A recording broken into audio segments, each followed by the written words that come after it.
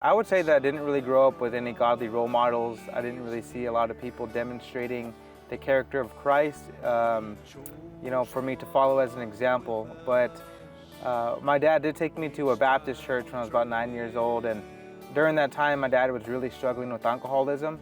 Tribal trails, tribal trails. Where are you from? Yeah, my name is Isaac. I'm from northern Arizona. I'm a member of the Hopi tribe and a part of the Bear Clan.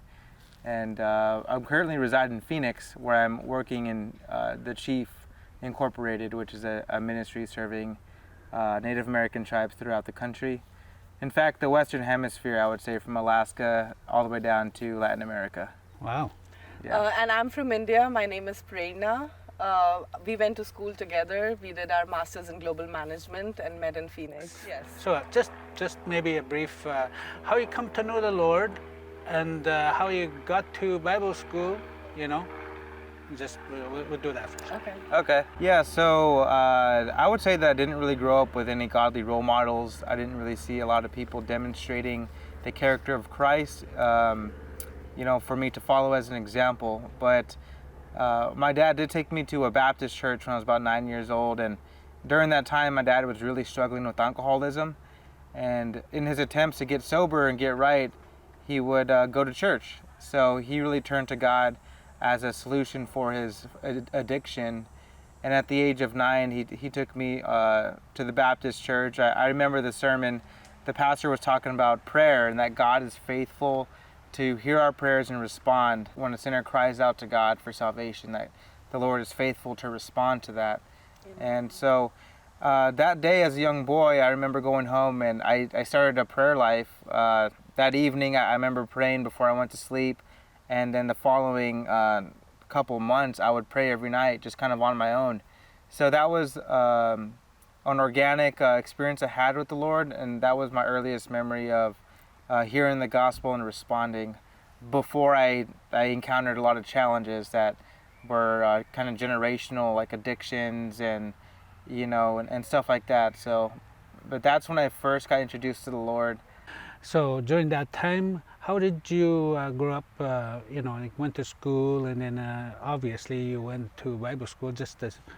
What made you go there, I guess? Yeah, well, actually, I went to a discipleship program called Teen Challenge at the age of 19. And although it's not an accredited Bible college or anything, it's a discipleship program. And there, we were in chapel 7 days a week, reading our Bible for an hour every morning and every night. And just really had that structure for discipleship. And so that was a year-long program. After graduating there, I served on staff there, discipling the men coming into that program.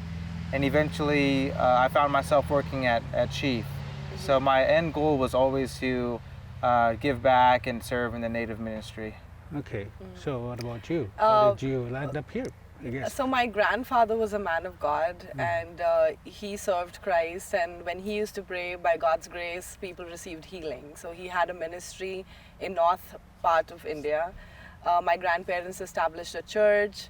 So I was born into a very religious family that was pursuing God, and the atmosphere was very Christian, talking about Bible, and I basically just grew around the church. My dad, however, was in the army, so that included a lot of traveling around the country as well. But I do belong to a family of generational Christian. So how did you land up in the United States and meeting him? So I did my undergrad in engineering, and then I was working as a software engineer in India. After working there for 3.5 years, I decided to pursue my master's in business. And I started looking at schools in the United States, and I ended up enrolling for the school called the Thunderbird School of Global Management in Phoenix. And Isaac came to that school too, and that's where we met. In fact, we met in the context of starting the first Christian club at a business school at the Arizona State University. It's called T-Birds for Christ at Thunderbird. And we were co-leading it, we were establishing it together, and we were doing classes together. So that's how we met and became friends, and then eventually got married. Yeah, I would say that as Perna mentioned, our relationship really developed in serving the students on campus. Yeah. So it was an international group that we had. There was typically 30 countries represented in each of our classrooms. So the school was very diverse, and Yes. our core group was 5 people. There was me, myself, representing Native America. Then there was Perna representing India. We had a friend from Indonesia. We had a friend that was German. Then we had a friend from Liberia, Africa. So it was Yeah. complete diverse group that started this club, and God was just moving among the international students. And I found a parallel with that coming from tribal background up on the Hopi Reservation and being immersed in my culture growing up. I started to get curious about tribes across the United States. Then as I researched, I started to learn more about indigenous peoples in other countries like Africa, Latin America and China and things like that. And I will start to see similarities between our tribal people and indigenous people groups around the globe. So that's kind of how I ended up, in this school as well, because I wanted to be equipped to serve in a Native ministry. Yeah. Yeah. So when did you guys get married? In July last year. In fact, we're coming up on our wedding anniversary tomorrow. Okay. Well, congratulations. Thank you. Thank you. So you say you're you work with With Huron Huron Claws, yeah, over at At Chief, Chief. based in Phoenix, Arizona. oh, okay. Yeah. And I'm working at Chief too. Wow. Yeah. So when you say work, what does that mean? Yeah, well, really just supporting the mission of Chief with it, which is evangelism, discipleship, and helps within Indian country. So these 3 pillars of our organization are based off of biblical concepts. So right now, our current project is revisiting the mission of Chief. We're coming up on our 50th year anniversary. So we want to look at the roots of where it started historically. And now we're re-strategizing our methods of ministry and how we're going to approach the next 50 years.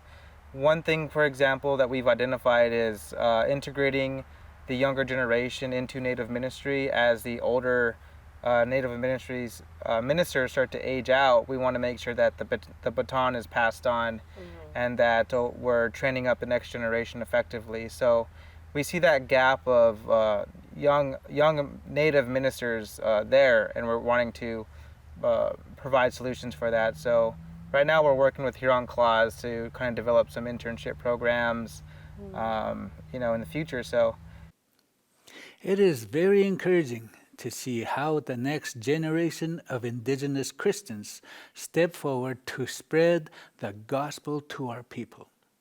Isaac had to face his own challenges in his life, and he wanted to live with Christ and found a place where he got discipled. He grew spiritually, and now, with his education, he can help get the message of salvation through Jesus Christ out to people. So, if you want to know what God has in store for you, turn to Him and ask God. He will show you your path. If you want to talk to somebody about it, call us. Our spiritual helpline is 306-961-2588.